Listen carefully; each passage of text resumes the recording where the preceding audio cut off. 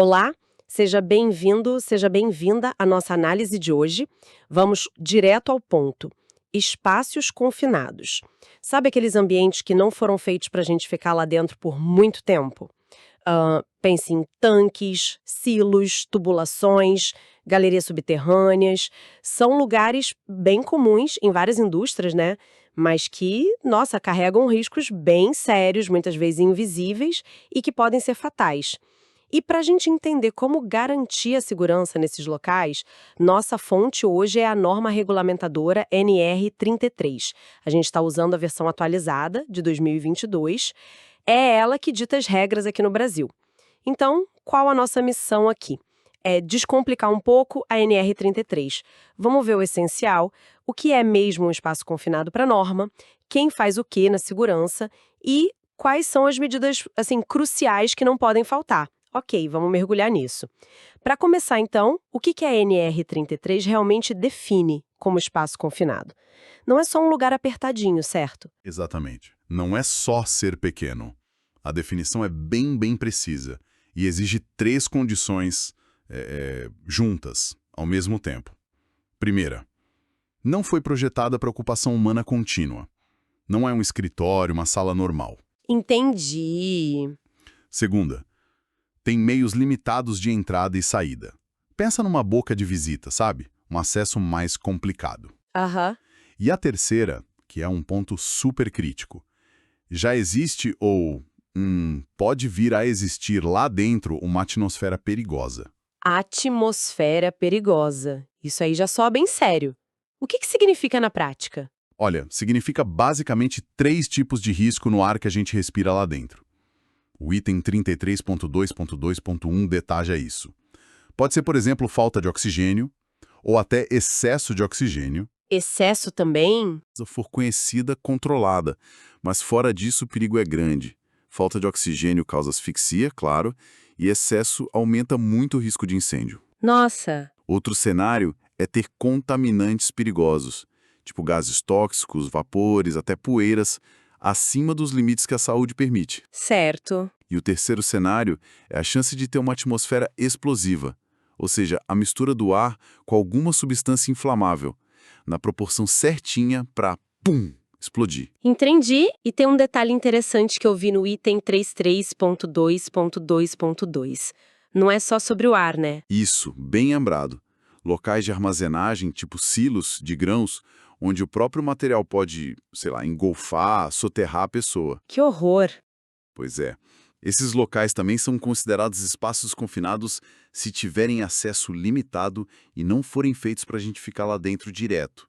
O risco pode vir do material, não só do ar. Faz todo sentido. Ok, agora que a gente sabe o que é, a pergunta que fica é: quem garante a segurança lá dentro? A NR33 parece distribuir bem essas responsabilidades, né? Perfeitamente. O item 33.3 desenha esse mapa de responsabilidades. A organização, ou seja, a empresa, né, ela tem um papel central. Precisa indicar formalmente um responsável técnico. Ah, uma pessoa específica. Exato. E tem que garantir os recursos, claro. Incluir os espaços confinados no seu gerenciamento de riscos ocupacionais, o GRO, e no PGR, né, que é aquele documento maior da NR1.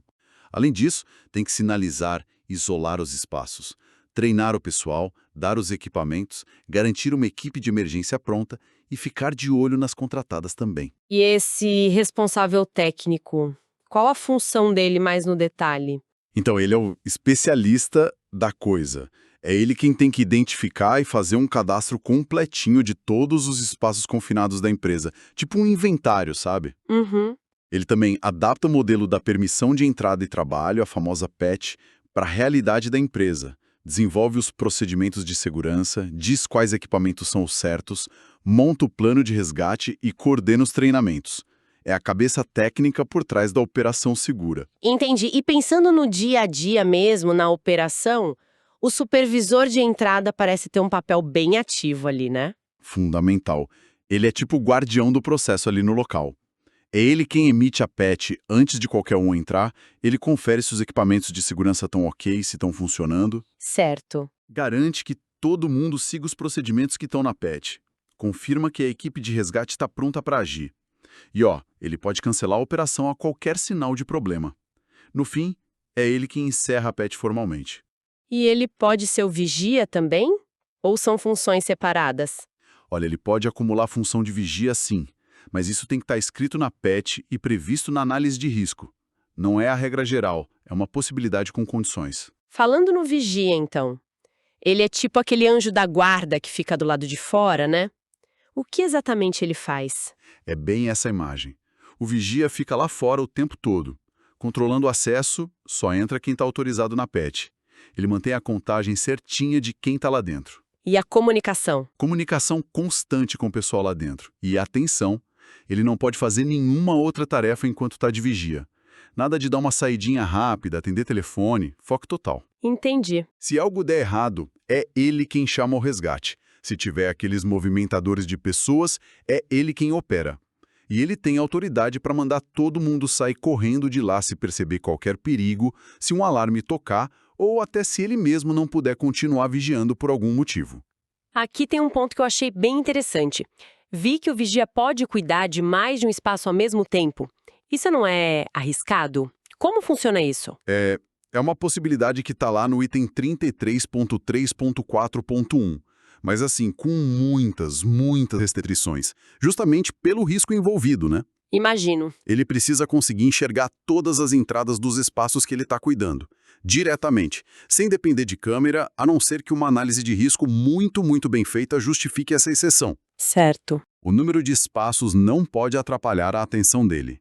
A atividade tem que ser a mesma em todos os locais, e geralmente poucos trabalhadores por espaço, que ele consiga ver ali da entrada. É uma exceção mesmo que exige planejamento e cuidado redobrados. Entendi. Faz sentido ter tanta restrição. E o trabalhador autorizado? O que a norma espera dele? Dele, a expectativa é mais direta. Seguir as regras, ele tem que cumprir as orientações, os procedimentos direitinho. Usar os equipamentos que a empresa deu e usar do jeito certo. E um ponto crucial: comunicar na hora para o vigia ou para o supervisor qualquer perigo que ele note lá dentro. A segurança dele depende muito dessa comunicação. E por último, mas não menos importante, a equipe de emergência e salvamento. Isso. Pode ser uma equipe da própria empresa ou contratada, mas ela tem que existir, tem que ser dimensionada para o risco, treinada e equipada para fazer o resgate e os primeiros socorros de forma segura e rápida. E tem que participar de simulados todo ano para manter o pessoal afiado. Fica bem claro que entrar num espaço confinado não é algo trivial, né? Exige todo um processo, um ritual quase. É aí que entram as medidas de prevenção do item 33.5, certo? Correto. E tudo começa bem antes de alguém pensar em colocar o pé lá dentro. Começa com o gerenciamento de riscos lá no item 33.4. A empresa precisa identificar não só os perigos dentro do espaço, mas também o que está em volta e pode afetar, sabe? Riscos adjacentes. Tipo o quê? Sei lá, uma máquina vibrando do lado, tráfego de veículos perto da entrada, e também a chance de se formar uma atmosfera perigosa, e como controlar as energias elétrica, mecânica, hidráulica. Entendi. Isso leva à necessidade de ter um cadastro detalhado de cada espaço confinado. É como se fosse o RG do lugar. Identificação, volume, como entra e sai, o estado dele, um mapinha croquis, os perigos que já se sabe que existem ali. E se tiver terceirização, a troca de informações sobre riscos entre quem contrata e quem é contratado é fundamental. E como esse gerenciamento vira ação no dia a dia? Através de procedimentos de segurança. Tudo escrito, claro. A empresa tem que ter o passo a passo definido para emitir e cancelar PET, para fazer o trabalho lá dentro com segurança, para operar os equipamentos específicos, como os movimentadores.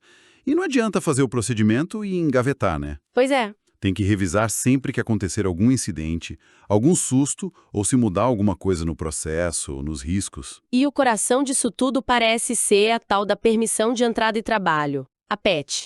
Ela é sempre obrigatória? Sempre. Sem exceção. O item 33.5.5 é taxativo. Nenhuma entrada ou trabalho pode acontecer sem uma PET válida e emitida. É o documento que formaliza a autorização e o controle da atividade.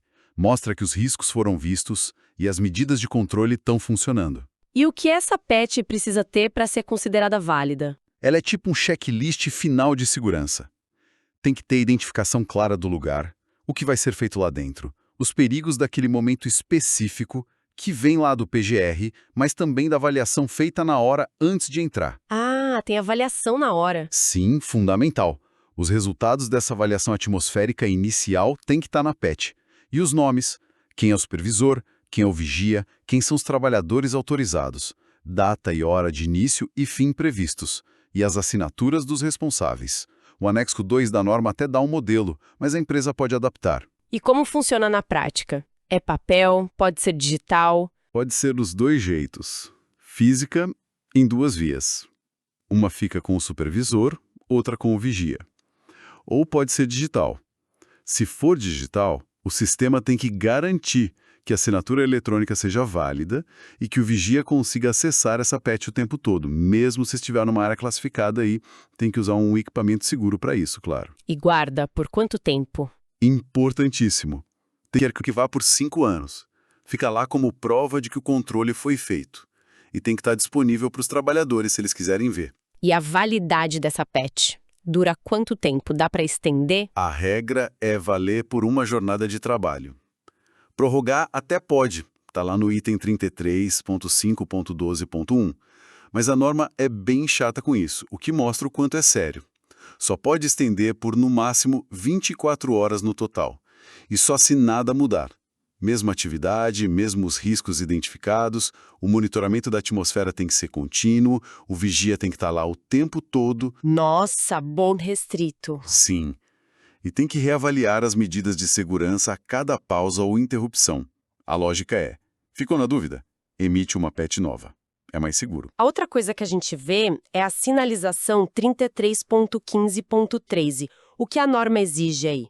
Todo espaço confinado precisa ter uma placa permanente na entrada. O modelo está no anexo 1. Se a tampa, quando aberta, esconder essa placa, precisa ter outra sinalização visível.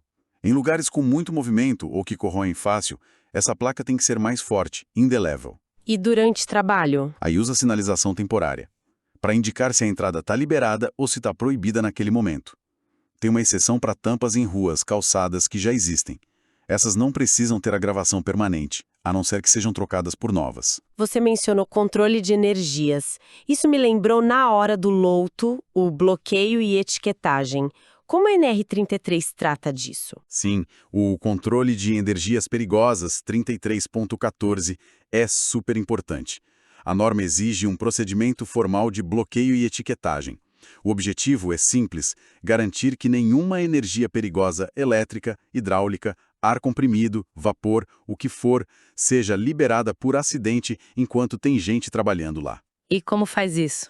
O processo básico envolve comunicar todo mundo, isolar a fonte de energia, colocar um bloqueio físico, um cadeado, por exemplo, sinalizar com uma etiqueta quem bloqueou e por quê, liberar qualquer energia que possa ter ficado acumulada, pressão, por exemplo, verificar se realmente está tudo desligado e seguro e só aí liberar para o trabalho. Na hora de religar, faz o processo inverso. E qual o ponto mais crítico aí, na sua opinião? Olha, tem 2 pontos que são inegociáveis e que, infelizmente, a gente vê ligados a acidentes graves. Primeiro, o bloqueio tem que ser individual. Cada trabalhador que vai entrar na área de risco coloca o seu próprio cadeado no dispositivo de bloqueio. Só ele pode tirar o cadeado dele. Ah, importante isso. Muito. Segundo, é proibido confiar só no sistema de controle, tipo um botão de emergência ou uma chave seletora, para isolar a energia. Tem que ter o bloqueio físico mecânico. Isso é mandatório. Voltando para a questão do ar. As avaliações atmosféricas 33.5.15, como elas são feitas? São 2 momentos-chave. Primeiro, uma avaliação antes de alguém entrar. Quem faz é o supervisor, do lado de fora, para ver se as condições mínimas de segurança existem ali. E depois? Depois tem que ter monitoramento contínuo durante todo o tempo que tiver gente trabalhando lá dentro. Pode ser com equipamento portátil que o trabalhador leva ou com equipamentos fixos. Não adianta medir só no começo porque a condição pode mudar. E esses equipamentos de medição têm alguma exigência especial? Sim, várias. O item 33.5.15.4 lista. Eles precisam ter leitura rápida, ser intrinsecamente seguros para não causar faísca e explosão em área classificada, ser protegidos contra a interferência de rádio, ter alarmes que a gente consiga ver e ouvir bem, ser resistentes à poeira e água, ter proteção IP e vir com um manual em português. E a calibração? Essencial. Tem que fazer testes rápidos todo dia antes de usar, tipo alto zero, teste de resposta com gás padrão e mandar calibrar periodicamente num laboratório que seja acreditado pelo Inmetro. A vida do pessoal depende da precisão desses aparelhos, né? Totalmente. E se a avaliação antes de entrar mostrar que o ar não tá bom? Aí entra a ventilação, 33.516. Antes de entrar, pode ser preciso ventilar o espaço para tirar os contaminantes ou para acertar o nível de oxigênio. Pode ser ventilação forçada, purga, lavagem, inertização. Depende do caso. E durante o trabalho? Durante o trabalho, um sistema de ventilação adequado tem que continuar funcionando para garantir a renovação do ar e também para ajudar a controlar a temperatura lá dentro, né? Que às vezes é um problema sério. Mas, atenção máxima num ponto. A norma proíbe mesmo ventilar usando oxigênio puro. Nossa, por quê? Porque isso cria um risco gigantesco de incêndio ou explosão. Oxigênio puro é altamente reativo.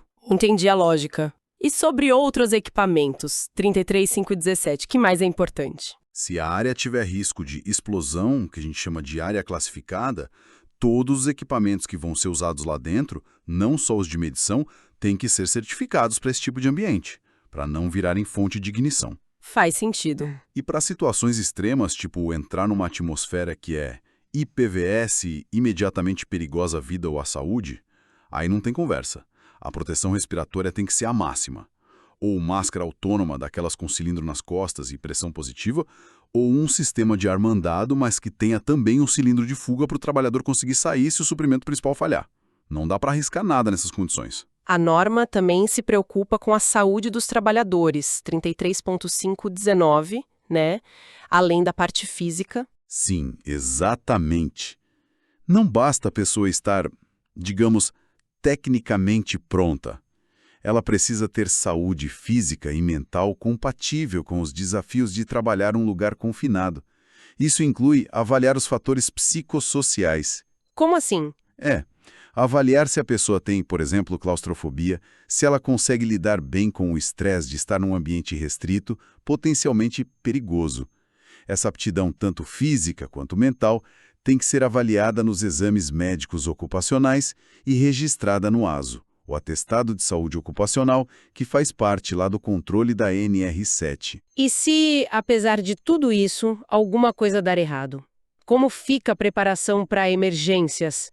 33.520. É fundamental. A empresa tem que ter um plano de resgate específico para cada espaço confinado, ou para um grupo deles que sejam parecidos. Esse plano tem que pensar nos cenários de acidente que podem acontecer ali. E o que mais? Tem que definir quem vai ser equipe de resgate, se é agente da própria empresa ou se é contratada, mas tem que estar dimensionada e treinada para isso. Qual o tempo máximo de resposta que é aceitável naquele caso? Quais as técnicas e os equipamentos que vão ser usados, inclusive pensando em como tirar a vítima rápido se ela ficar suspensa por um cinto, por exemplo. E testar isso. Crucial. Tem que fazer simulados todo ano, para testar o plano, testar a equipe, ver o que funciona, o que precisa melhorar. Esperar o acidente acontecer para pensar em como resgatar é simplesmente inaceitável. Toda essa complexidade, todos esses detalhes, reforçam muito a necessidade de preparo, né? A capacitação deve ser um pilar bem forte na NR33, imagino eu. Com certeza absoluta. Conhecimento aqui é literalmente segurança. A norma exige treinamento específico e periódico para todas aquelas funções-chave que a gente falou. Supervisor de entrada, vigia, trabalhador autorizado e a equipe de emergência.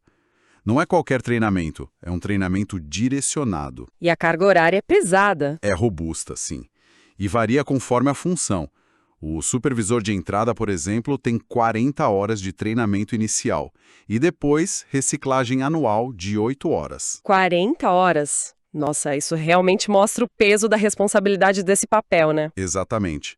O vigia e o trabalhador autorizado têm 16 horas iniciais e também 8 horas anuais de reciclagem. Já a equipe de emergência, o treinamento é ainda mais puxado. 24 ou 32 horas iniciais, dependendo do nível de complexidade do resgate previsto, e a reciclagem é a cada 2 anos. E é só teoria? Não, de jeito nenhum. Um detalhe fundamental. No mínimo metade desse tempo todo, tanto no curso inicial quanto na reciclagem, tem que ser de treinamento prático, simulando as condições reais usando os equipamentos. Não é só ficar sentado numa sala de aula. Entendi. E o certificado que o trabalhador recebe tem que dizer para qual tipo de espaço confinado e para qual tipo de atividade ele está capacitado. E precisa ter o aval do responsável técnico da empresa. Com tantas exigências, imagino que a norma também deixe bem claro o que simplesmente não pode acontecer de jeito nenhum. Quais são as proibições absolutas lá no item 33.7.1? São as linhas vermelhas, né? Aquilo que impede o trabalho de começar ou de continuar. Basicamente são 4 coisas. É proibido entrar sem ter a POT emitida e válida. Ponto. Certo. É proibido entrar sem fazer avaliação atmosférica inicial antes e sem garantir que vai ter monitoramento contínuo durante o trabalho. Ok. É proibido fazer o trabalho sem a presença constante do vigia lá fora, monitorando tudo. Essencial. E, claro, é proibido colocar alguém para trabalhar em qualquer uma dessas funções, supervisor, vigia, autorizado ou na equipe de resgate, sem que essa pessoa tenha recebido a capacitação específica que a norma exige para aquela função. Qualquer uma dessas falhas tem que parar tudo na hora. Então, o que tudo isso significa para a gente? Tentando resumir. A NR33 não é só uma lista de faça isso, não faça aquilo. É mais um sistema integrado, né? Ela define quem faz o quê, exige planejamento antes, com o gerenciamento de riscos, os procedimentos, impõe controles bem rigorosos durante a operação, PET, bloqueio de energia, monitoramento do ar, e aposta muito na capacitação e na preparação para a emergência. A mensagem parece clara. Olha, trabalhar em espaço confinado é perigoso por natureza, mas se a gente seguir essa estrutura direitinho, dá para proteger quem faz esse trabalho. Perfeito. É exatamente isso. A norma dá o mapa, dá a estrutura, mas a segurança de verdade acontece quando isso vira cultura na empresa, sabe? Quando tem um comprometimento real de todo mundo, desde a diretoria até quem está lá na ponta. É o cuidado no detalhe, no dia a dia, que faz a diferença e evita a tragédia. E para quem quiser se aprofundar ainda mais nos detalhes técnicos, a própria NR33 recomenda consultar a norma da ABNT, a NBR 1657. Ela entra mais a fundo em equipamentos, técnicas de resgate e até em como projetar espaços confinados que já sejam mais seguros desde o início. Para a gente fechar a nossa análise, fica aqui uma provocação. A NR33 cobre muito bem os riscos físicos, os riscos do ambiente, do ar, e ela até menciona, como você disse, a necessidade de avaliar a aptidão mental e os fatores psicossociais lá no item 33.5.19.1. Mas assim, isso levanta uma questão importante, né? Como que as empresas podem, na prática do dia a dia, ir além do exame médico, do ASO, e realmente garantir que o estresse, o medo, talvez até o risco de pânico, que são fatores tão humanos e tão presentes num ambiente que é restritivo, que é estressante, sejam gerenciados de um jeito eficaz. Como prevenir que esses fatores levem a erros ou a reações perigosas? Fica aí uma reflexão que talvez vá um pouco além do que está escrito na norma.